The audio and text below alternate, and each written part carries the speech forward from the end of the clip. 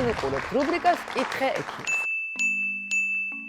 და გვეკითხება კონკრეტული მაყურებელი ძალიან კონკრეტულ შეკითხვას საკმაოდ დეტალურს. მოგესალმებით. გთხოვთ დამეხმაროთ და მირჩიოთ ვის მიმართო, რადგან თითქმის 2 თვეა დიაგნოზის გარეშე დავდივარ. სექტემბრის დასაწყისში დამეწყო სიცხეები, მეგონა ვირუსი, თუმცა როცა სიცხე 38.5 კვირაზე დიდხანს გაგრძელდა, მივმართე თერაპევტს. ჩატარდა ანალიზები, სისხლი, CRP, რომელიც მაღალი იყო. გადავიღე რენტგენი ფილტვების სუფთავ. დამინიშნეს ანტიბიოტიკი, მაგრამ უშედეგოდ. ვსვამდი 1 კვირა. 2 ანტიბიოტიკი შემიცვალეს. შემდეგ მიმართე ინფექციონის, დაახლოებით 10-მდე ანალიზი ჩამიტარდა. ყველაფერი წესრიგშია, დამინიშნეს მესამე ანტიბიოტიკი. უშედეგოდ. ამასობაში დავიკელი 10 კილოგრამამდე. გრძნობ საშინელ სისუსტეს, მაქვს ოფლიანობა, ყელის ტკივილი და ცოტა შემეცვალა ხმა. კატეც გადავიღე, კისერი, ფილტვები, მუცელი და ყველაფერი წესრიგშია. შემდეგი ეტაპი ავტოიმუნური დაავადებების გამორიცხვა.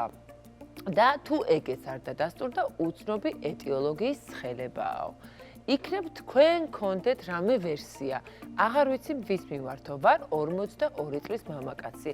მოკლედ გონია რომ მისთვის რაღაცნაირი ერთგვარი იმედი ვარ და თითქოს ბოლო შანსით რომ იქნებ რაღაცნაირად მიიღოს ჩვენგან სწორი დაკვალიანება და აბა თქვენ იცით ექიმებო, ძალიან შევედი ამ პაციენტის მდგომარეობაში, ამ მაყურებლის. მართალი ხათიკა საშინელება 2 თვე ცხელება, თან ცხელება 38.5, თან ამას ემატება წონაში კლება, თან ყველაზე ცუდი ის არის რომ უდიაგნოზობა. ძალიან ცელი გზავნილია და ძალიან დეტალური. თუ რა ანალიზი გაიკეთა, მე როგორ იარა ერთი ექიმიდან მეორესთან და იქ არის ყველაზე მტანჯველი ალბათ პაციენტისთვის, იმიტომ რომ დიაგნოზი როცა აქვს, მე უკვე ხდება ნათელი როგორი გეგმით იმოქმედოს. ეხლა რა ვუთხრათ ამ პაციენტს? თიკა დამეთანხმები რომ როდესაც ადამიანის ორგანიზმში მიმდინარეობს ასეთი ტიპის შეუპოვარი ცხელება და ეს მეორდება 24 საათში ერთხელ, ეს იმას ნიშნავს რომ ორგანიზმში რომელიღაც ქსოვილში უბანში არის ანთებითი რეაქცია. ანთებითი პროცესი შეიძლება ნებისმიერ სტრუქტურაში დაიწყოს, ეს შეიძლება იყოს ფილტვი, გული, ნერვული სისტემა, ძვალსახსროვანი სისტემა, ნაწლავები, საჭმელმომნელებელი ტრაქტი და ასე შემდეგ. მაგრამ ერთი რამეა ამ შემთხვევაში რომ ფაქტი ის არის რომ ანტიბიოტიკმა არ იმუშავა. და რადგან ანტიბიოტიკმა არ იმუშავა, ერთ-ერთ ვერსია შეიძლება თირეოიდიტი ვიფიქროთ. ეს გახლავთ ფარისებრი ჯირკვლის ანთება. ამიტომ მაყურებელს ურჩიო რომ ამ შემთხვევაში ენდოკრინოლოგს მიმართოს. რა არის ის ცოტა უფრო მეტი რომ მოგვიყვეთ? როგორც გითხარით, თირეოიდიტი არის ფარისებრი ჯირკვლის ანთება, რომელსაც ახასიათებს შემდეგი სიმპტომები. პირველი არის ყელის ტკივილი. იყო. კი ბატონო, ყლაპვის გაგრძნელება, მაღალი ტემპერატურა, ხმის ჩახლეჩა. შემეცვალა ტემპერიო. კი ბატონო, ხველა და შეიძლება ყურების დაგუბება ან ტკივილიც ახლდეს. ნუ ეს სიმპტომები ზოგადად გავს ზედა რესპირატორულ ინფექციას. თუმცა ეს სიმპტომები, როგორც მე ვარაუდობ და ვთქვი, ანუ შეიძლება ახასიათებდეს თირეოიდიტს, ანუ ფარისებრი ჯირკვლის ანთებას. ეს წონაში კლებაც ახასიათებს. კი. მართალი ხარ რეზო, ნამდვილად ასეა თიკა, როდესაც ლაპარაკია გახანგრძლივ ცხელებაზე, ერთ-ერთი დიაგნოზი, რომელიც უნდა გამოირიცხოს, ან დადასტურდეს, ეს არის ფარისებური ჯირკვლის ანთება თირეოიდიტი. აღნიშნულიდან გამომდინარე, მას ახასიათებს 3 ფაზა. პირველი ფაზა ეს არის ტოქსიური ფაზა. ანუ ამ დროს ხდება ჭარბი რაოდენობით ფარისებური ჯირკვლის ჰიპერსეკრეცია, ანუ ჭარბად გამოყოფს ჰორმონებს. თუ ჭარბად გამოყოფს ჰორმონებს, ეს იმას ნიშნავს, რომ თიეროტოქსიკოზი მოვლენები ახასიათებს პაციენტ ცხელებასთან ერთად. და ეს სიმპტომებია. ორგანიზმი. ეს არის პირველი დაღლილობა, საერთო სისუსტე, ხმის ჩახლეჩვა, როგორც რეზომ თქვა, ყლაპვის გაძნელება, გაღიზიანება, შფოთვა, წონასწორობის და კონცენტრაციის უნარის შესუსტება, ასევე შესაძლებელია მას ახდეს მცირე პროცენტში, მაგრამ დიარეა, წონის დეფიციტი, სწრაფი კლება, ტახიკარდია, ასევე დამახასიათებელია ჭარბი ოფლიანობა, კანკალი, ანუ ეგრეთ წოდებული ტრემორი და დედრობით სქესში, ქალბატონებში მენსტრუალური ციკლის დარღვევა. თუმცა ჩვენი მაყურებელი არის მამაკაცი, როგორც მოგწერა, შესაბამისად რაღაცეები ახალგაზრდა 42 წლის. მეორე ფაზა ის გახლავთ ჰიპოთირეოზის ფაზა. ნუ ამ დროს, როდესაც თავიდან საწყის ეტაპზე ფარისებრი ჯირკვალი ჭარბი რაოდენობით ჰორმონებს გამოყოფს, რამოდენიმე კვირა შეიძლება გაგრძელდეს, შემდგომ ხდება გამოფიტვა, გამოლევა იმ ჰორმონების, ანუ ფარისებრი ჯირკვალს აღარ გააჩნია რესურსი ჰორმონების გამოყოფის და სწორედ შემდეგ ნელ-ნელა ხდება მცირე რაოდენობით, ნორმაზე ნაკლებად ფარისებრი ჯირკვლის ჰორმონების გამომუშავება. და ამ ფაზისთვის უკვე დამახასიათებელია შემდეგი სიმპტომები. პირველი, მოგეხსენებათ ყველას, ეს არის დაღლილობა და თმის ცვენა, სიცივესთან შეუგუებლობა, ანუ უფრო მცივანები არიან ესეთი პაციენტები, ყაბზობა, აქ პირიქით უკვე არის წონის მატებისკენ მიდრეკილება გახლავს, კი ბატონო. მატებას და კლებაც. და დეპრესიული ფონი. საკმაოდ ბევრი გამოვლინებაა. და მესამე ფაზა ეს არის ევთიროიდული ფაზა, ამ დროს ფარისებული ჯირკვალი აღიდგენს თავის ფუნქციას და მაგრამ ეს არ ნიშნავს, რომ თუ კარგი რემისია არ მოხდა, მკურნალობა ადეკვატური არ მოხდა ფარისებულმა ჯირკვალმა თავის ფუნქცია აღიდგინოს. ამიტომ ეს დიაგნოზი ცხელებით მიმდინარეობის შემთხვევაში, როდესაც გახანგრძლივებული ცხელება აუცილებლად უნდა დადასტურდეს. თირეოდიტი შეიძლება ნებისმიერ ადამიანს დაემართოს ნებისმიერ ასაკში, თუმცა სტატისტიკურად ყველაზე ხშირად ემართებათ ქალბატონებს 30-დან 50 წლის ასაკამდე. და ესე იგი ჩვენი მაყურებელი მამაკაცი მაინც და მაინც ზუსტად არ აკმაყოფილებს იმ სტატისტიკას, რომელიც უფრო გახშირებულია და შეიძლება ამიტომაც გაჭირდა სწორი დიაგნოზთან მისვლა. მოდით ახლა ვიდრე ჩვენი მაყურებელი მივა ექიმთან და იმედია დროულად, ჩვენ მოვიწვიოთ ენდოკრინოლოგი და მას ვთხოვოთ ამ თემაზე საუბარი ჩვენთან. გვესტუმრა სტუმრად კლინიკა N-Medic's ენდოკრინოლოგი ნინო ხაბეიშვილი. მოგზანდით ნინო. მოგესალმებით ნინო, მოგზანებისთვის. ალბათ ისმენდით ჩვენ საუბარს, ჩვენს მაყურებლის მიერ გამოგზავნილ შეკითხვას და ჩვენი ექიმების ვერსიას, რა შეიძლება ამ ჩვენს მაყურებელს ჰქონდეს პრობლემად. ეთანხმებით თუ არა აი ამ დიაგნოზს, რომელიც ჩვენმა ექიმებმა დასვეს? რა თქმა უნდა, ვეთანხმები, დიდი ალბათობით ამ პაციენტს აქვს თირეოიდიტი, კონკრეტულად ქვემწვავე ტკივილით მიმდინარე თირეოიდიტი, დეკერვენის თირეოიდიტი.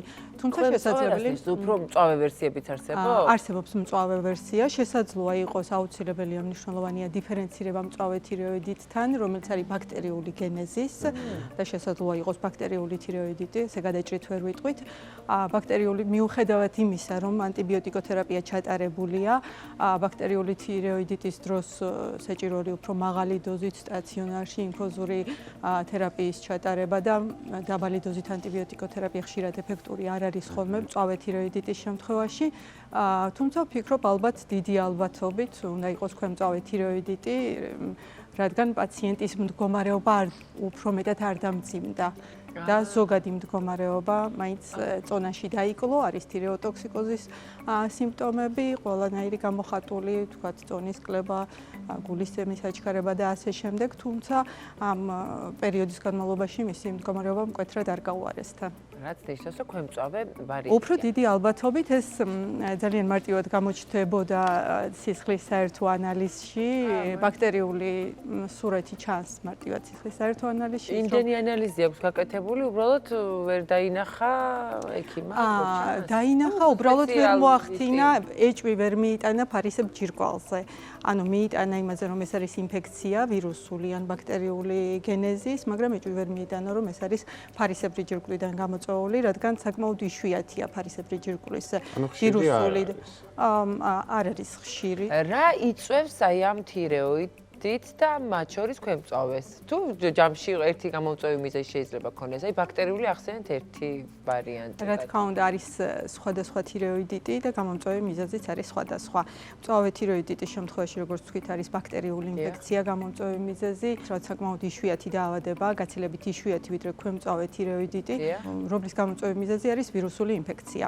ქვემწვავე თირეოიდიტი უფრო უნდა დავაკონკრეტოთ ტკივილით მიმდინარე ქვემწვავე თირეოიდიტი, ანუ დეკერვენის თირეოიდიტი. თირეოიდიტი, რადგან ქვემწვავე თირეოიდიტების სხვა სახეებიც არსებობს. გამომწვევი მიზეზი არის ნებისმიერი რესპირატორული, ნებისმიერი ვირუსი, კონკრეტული გამომწვევი ვირუსი არ არსებობს, რომელიც თქვათ იწვევს ქვემწვავე თირეოიდიტს. ძალიან ხშირად პაციენტები აღნიშნავდნენ, რომ 2-3 კვირით ადრე ჰქონდათ მათ რესპირატორული ვირუსული ინფექცია და შემდეგ დაეწყოთ ძლიერი ტკივილი კისრის წინა ზედაპირზე, შემდეგ მოხდა ტკივილის გადატანა ირადიაცია ყურის მიმართულებით და პირველ რიგში ხშირად მიმართავენ ან თერაპევტს, ან ყელყურის ექიმს. რაც შეეხება სხვა თირეოიდიტებს, არის კიდევ ქვემწვავე თირეოიდიტი ჩუმი, რომელიც მიმდინარეობს ტკივილის და ტემპერატურული, მაღალი ტემპერატურული რეაქციის გარეშე. იქიდან გამომდინარე, რომ ნებისმიერი თირეოიდიტი პირველ ეტაპზე, როგორც თქვენ ახსენეთ, მიდის თირეოტოქსიკოზით. თირეოტოქსიკოზი თვითონ იწვევს ტემპერატურის მატებას და დაბალ ციფრებამდე ტემპერატურის მატება ნებისმიერ თირეოიდიტისთვის არის დამახასიათებელი, ეს ინფექციური არის თუ არა. ჩუმი თირეოიდიტის შემთხვევაში ტკივილი არ არის, დანარჩენი სიმპტომები ყველა სახეზეა და ასევე ქვემწვავეს ერთ-ერთი სახეობა არის მშობიარობის შემდგომი თირეოიდიტი, რომელიც ანალოგიური ფაზებით ხასიათდება. ეს ორი თირეოიდიტი უმეტესად აუტოიმუნური გენეზის არის და გვაქვს ესეთი საკმაოდ გავრცელებული დაავადება ქრონიკული აუტოიმუნური თირეოიდიტი, რომელიც ცნობილია როგორც ჰაშიმოტოს თირეოიდიტი, რომელიც უფრო მეტად გავრცელებული დაავადებაა და მისი გამომწვევი არის აუტოიმუნური პროცესები, ანუ აუტოიმუნური გენეზის არის და რა თქმა უნდა აუტოიმუნური გენეზის გამომწვევი მიზეზი ჩვენთვის ცნობილი არ არის. შეიძლება წამლის მიერ მოხდეს თირეოიდიტის გამოწვევა, განსაკუთრებით ამიოდარონი ანუ კორდარონის ინდუცირებული თირეოიდიტები გვხვდება საკმაოდ ხშირად. მაიონიზებელი გამოსხივების ზემოქმედების შედეგად შეიძლება განვითარდეს და არის ესეთი უიშვიათესი ფორმა თირეოიდიტის, რიდელის თირეოიდიტი, რომელიც უკიდურესად იშვიათად გვხვდება, ეს არის ფიბროზული თირეოიდიტი, რომლის დროსაც ფარისებრი ჯირკვალი გამკვრივებულია მკვეთრად, როგორც წესი, სხვა ორგანოებშიც ახლავს მას ფიბროზული ცვლილებები, თუმცა როგორც აღნიშნეთ, უკიდურესად იშვიათი დაავადება. დავუშვათ ჩატარდა ანტიბიოტიკოთერაპია, როგორც თქვენ ბრძანეთ, ან ანტივირუსული თერაპია. აი ამ შემთხვევაში ხანგრძლივად სჭირდება თუ არა პაციენტს ჰორმონებით ჩანაცვლების თერაპია, თუ ეს დროებითი არის და მე არაფერი არ სჭირდება. სრულიად განსხვავებული არის მკურნალობა მწვავე თირეოიდიტის და ქვემწვავე თირეოიდიტის შემთხვევაში, რაც უმნიშვნელოვანესია, რომ არ მოხდეს დიაგნოზების არევა და არ შეგვეშალოს მწვავე თირეოიდიტი ქვემწვავე თირეოიდიტში და არ დავიწყოთ მკურნალობა შესაბამისად სტეროიდებით, რაც დაამძიმებს ბაქტერიული თირეოიდიტის მიმდინარეობას. რაც შეეხება ქვემწვავე თირეოიდიტს, ახასიათებს სხვადასხვაგვარი მიმდინარეობა, შეიძლება ის მიმდინარეობდეს თვით განკურნებადი მიმდინარეობით ვირუსული გენეზის, დიახ, შესაძლოა არანაირი მედიკამენტი არ მიიღოს პაციენტმა და გამოჯანმრთელდეს. ეს ერთი ვარიანტი. მეორე, როდესაც სიმპტომურად ინიშნება ანთების საწინააღმდეგო არასტეროიდული მედიკამენტები, უმეტესად იბუპროფენი, კონკრეტული დოზირებით და მკვეთრად თვალშისაცემია ხოლმე ქვემწვავე თირეოიდიტის დროს, სწორი მკურნალობის შემთხვევაში მედიკამენტის პირველი დოზის მიღებისთანავე მკვეთრი გაუმჯობესება. რა მედიკამენტებს საუბრობთ? თითქოს რაღაცა იბუპროფენი მარტივად, დიახ, თუ მაგრამ არის დარწმუნებული ვარ 38 ნახევარ სიცხეზე შესაძლოა მიღებული ქონდა იბუპროფენი და არის ორი თვემდე რადგან გაგრძელდა და შეიძლება დაუმორჩილებელი დაუშვათ. რა თქმა უნდა, არის მესამე ფორმა, რომელიც უფრო ხშირად გვხვდება, ესე ვთქვათ, როდესაც იბუპროფენი არ არის, ანუ ანთების საწინააღმდეგო არასტეროიდული პრეპარატი არ არის ეფექტური და დროულად უნდა დავიწყოთ ანთების საწინააღმდეგო სტეროიდული მედიკამენტი, ანუ პრედნიზოლონი. ასეთ შემთხვევაშიც, თუ ვატყობთ, რომ რამდენიმე გარკვეული პერიოდის შემდეგ ეს არ არის ეფექტური, დროულად ვიწყებთ სტეროიდს და სტეროიდი მიღების შემთხვევაში უკვე ნამდვილად არის ეფექტური, პირველივე დოზის მიღებაზეც კი და ძალიან სწრაფად ხდება პაციენტის მდგომარეობის, ზოგადი მდგომარეობის გაუმჯობესება. კარგია, რაღაცა კარგი ამბები ელოდება ჩვენს პაციენტს აშკარად. თუმცა, როგორც მოვისმენთ ამ წერილში, თერაპევტთან იყო, ინფექციონისტთან იყო. ენდოკრინოლოგთან რო წასულიყო, მალევე მიიღებდა ამ დიაგნოზს სავარაუდოდ. ანუ თუ ექიმი არ არის ენდოკრინოლოგი, რთულია ალბათ ამ დიაგნოზის დასმა. ესეთი საბეჭდილება დამჩა. იქიდან გამომდინარე, რომ არ არის ხშირი დაავადება, ქვემწოვე თიროიდიტი, თუმცა ჩვენ ენდოკრინოლოგები ვერ ვიტყვით, რომ ძალიან იშვიათია, რადგან კლინიკურ პრაქტიკაში საკმაოდ ხშირად გვხვდება ვირუსული ინფექციების სეზონზე, განსაკუთრებით კოვიდის პერიოდში, პოსტ-კოვიდ პერიოდში განსაკუთრებით მომრავლდა. ცნობადობა ალბათ ნაკლებია, არ ასოცირდება ეს ჩივილები, ტემპერატურის მატება, ყელის ტკივილი, ესეთი მაღალი სიცხეები ენდოკრინოლოგიურ დიაგნოზთან და ამიტომ ხდება ხოლმე დაგვიანება. თუმცა თუ მკვეთრად გამოხატული ტკივილია ფარისებრი ჯირკვლის საპროექციო არეში, მაშინ უფრო ხდებიან საწავი პაციენტები. ტარდება ულტრაბგერითი კვლევა. ეს არის დიაგნოსტიკის ნაწილი ძალიან საინტერესო. ულტრაბგერითი კვლევით შეიძლება გამოვლინდეს უკვე რა თქმა უნდა, ულტრაბგერითი კვლევით ჩანს ძალიან ხშირად ინფილტრაციები, რომელიც შეიძლება აიღწევოს როგორც კვანძი და ჩვენ არაერთხელ გვეღნიშნავს კვანძოვან ჭიғზე საუბრის დროს, რომ მნიშვნელოვანია პირველ ეტაპზე ჩატარდეს ანალიზები, ფარისებრის ჰორმონების, სისხლის საერთო ანალიზი, იმისთვის რომ მე შემდგომ გადავწყვიტოთ ბიოპსია. რადგან ქვემწოვე თიროიდიტის დროს დეკერვენის კონკრეტულად, რომელიც ჩვენ პაციენტს აქვს სავარაუდოდ, ძალიან ხშირად არის დიდი ზომის ინფილტრაციები, საკმაოდ დიდი ზომის კვანძი, ულტრაბგერით ესე არის აღწერილი და მკურნალობის შემდეგ, როდესაც ამ სამივე ფაზას გაივლის პაციენტი, საკმაოდ ხშირად ეს კვანძოვანი წარმონაქმნი პატაცირდება, თუ საერთოდ ხრება. საერთოდ ხრება. რაღაცა იმას გავს ჯადოსნურს, საერთოდ ხრება, რა თქმა უნდა. არა და ორი თვეა ადამიანი იტანჯება. საინტერესო გამეორებითი ხასიათი შეიძლება თუ რა გქონდეს, აი მომდევნო ვირუსზე ან რაღაცა მსგავსი. საკმაოდ იშვიათად ახასიათებს იშვიათად ქვემწოვე თიროიდიტს რეციდივი, თუ ახასიათებს ძირითადად პირველი წლის განმავლობაში ხდება რეციდივი. ბაქტერიული თიროიდიტის შემთხვევაში, რომელიც უფრო მძიმე დაავადება, როგორც აღვნიშნე, უიშვიათე შემთხვევა ძირითადად არ გვაქვს რეციდივი, თუ არასწორად არის ნამკურნალები, თუ არ მოხდა კერის აღმოფხვრა, ესეთ შემთხვევაში შეიძლება დროულად მალევე გქონდეს რეციდივი. როგორც წესი, უმეტეს შემთხვევაში ხდება ფარისებრი ჯირკვლის სრული აღდგენა, ესეც პოზიტიური ინფორმაცია, 90. ეს თავისით შეიძლება მოხდეს ყველაფერი. რა თქმა უნდა, არსებობს ესეთი შემთხვევა, როცა ქვემწოვე დეკერვენის თიროიდიტის დროს პაციენტმა შეიძლება საერთოდ არ მიმართოს ენდოკრინოლოგს და ვთქვათ, ყველანაირი სიმპტომები არ აქვს თავის რა თქმა უნდა, შეიძლება ეს ფაზები, თირეოტოქსიკოზის ფაზა, დესტრუქციის ფაზა იყოს ხანმოკლე. და მალე გადავიდეს ჰიპოთირეოზის ფაზაში. ჰიპოთირეოზის ფაზაში, როდესაც გადადის, უმეტესად ეს ფარისებრის ფუნქციის დაქვეითება არის მსუბუქი და თუ ჩივილები არ არის გამოხატული და მსუბუქი ხარისხის არის, მედიკამენტი არ ინიშნება. თუ გამოხატულია ჩივილები, რა თქმა უნდა, ინიშნება ლევოთიროქსინი, განსხვავებით თიროზოლისგან, რომელიც აბლოკირებს, ის არ ინიშნება, ფუნქციის დაქვეითების შემთხვევაში ინიშნება, რომელიც შემდეგ უკვე მოიხსნება, რადგან ვიცით, რომ ფუნქცია აღდგება. და ნინო, ძალიან დიდი მადლობა. ძვირფასო მაყურებელო, ძალიან კარგი გენით რომ მოგწერეთ თქვენი ჩივილების შესახებ, იმიტომ რომ აშკარად იმაზე კარგი ამბავი გვაქვს, ვიდრე შეიძლება თქვენ ამ ორი თვის განმავლობაში გეფიქრათ. მადლობა ჩვენს ექიმებს დიაგნოზის დასმაში და მადლობა ნინოს იმაში, რომ ისეთი გამოსავალი შემოგთავაზათ ერთი რაღაცა ჯადოსნური ჯოხივით, პირველივე სწორი მედიკამენტის მიღების შემდეგ თქვენ ბევრად უფრო უკეთესად იგრძნობთ თავს.